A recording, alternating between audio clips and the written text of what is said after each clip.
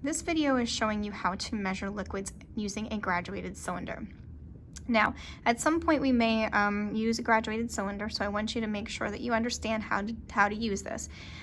When you are measuring a liquid, there's a couple rules to follow. First of all, the very first thing you do is you keep the graduated cylinder on a flat surface. Notice I have this on a table that's not moving. I'm also not putting it on top of something that is curved, because if it's curved, then it's going to mess up the level of the liquid in the graduated cylinder. In addition, I'm not actually holding the graduated cylinder because, again, that's going to mess up that measurement. The second thing that we always want to do when we're reading with a graduated cylinder is we want to read it at eye level. Okay, it's very important that we do this, because if we read it above a certain point, it's going to actually look like it's higher than it actually is. If we read it below, it's going to look like it's lower. So it's really important that you read it right at eye level so that you can get right in there and be able to read the correct measurement.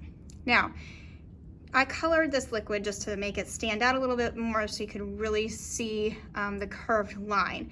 It's really important that you understand how to measure using the meniscus. Well, what is the meniscus? The meniscus, yes, is a part in your knee, but it is also a line, a curved line that you will see that happens in a container such as a cylinder. What happens is water molecules adhere or stick to the sides of the container, and it actually makes the liquid look like it's at a different spot. So we have to read at the bottom of the meniscus, which is this curved line. And you can actually see it really well in this one. You can see it right here. It's curving down, okay? And when I'm reading that at eye level, I wanna make sure that I'm reading it at the bottom of that curved line, not above it, okay, not on the side. I want to read right at the bottom of this. And the reason I want to do that is because that's the most accurate measurement. It's not getting the stuff that's sticking to the side. Okay, so I want to read at the bottom of the meniscus. Now, in this case, it's slightly above the line, but it's just enough close to the line that we can actually make a fairly accurate measurement. Now, how are these measured? Well, in a graduated cylinder, in this particular case, this is going by 100 milliliters. Okay, so what I'm going to show you is that when I am counting in milliliters, okay, here's my milliliter, 60 milliliter line.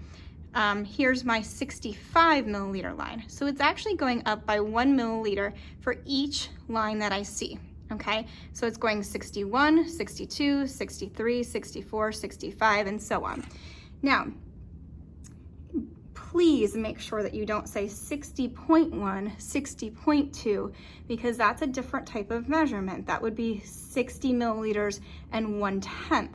That's different, okay? This is going by 1 milliliter, so it's 61, 62, 63.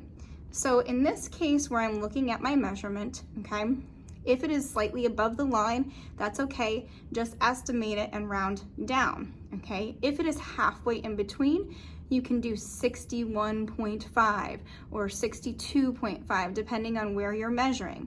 In this case, this graduated cylinder contains 61, and if I look really closely at the meniscus, it's 61 milliliters. It's just slightly above 61 milliliters, but we're gonna say 61 to round a little bit. If it's a little higher than that and it looks like it's halfway between two numbers, then it'd be 61.5. So it's okay to estimate there.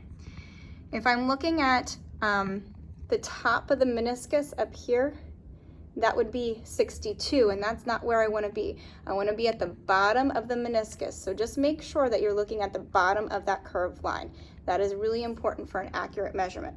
So this is basically how you measure with a graduated cylinder, and we're going to do some practice to review this concept and to understand it a little bit better.